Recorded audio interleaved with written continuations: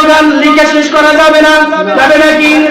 যদি সাগরের পানি কালি হয়ে যায়, দুনিয়াটা জমিন হয়ে যায়, তারপরে আল্লাহ তাআলার গুণগান রহমত বরকত লিখে শেষ হবে না।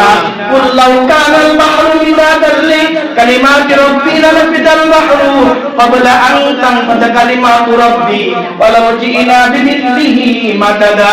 সূরাতুল কাহফ সূরা নম্বর 3 নম্বর সূরার শেষ নম্বর লাইনে আল্লাহ তাআলা বলেন, সাগরের পানি যদি কালি হয়ে যায়, দুনিয়ায় যদি জমিন খাতা হয়ে যায়, সমস্ত কিছু শেষ হয়ে যাবে, আল্লাহর গুণগান লিখে শেষ হবে না। বলেন সুবহানাল্লাহ।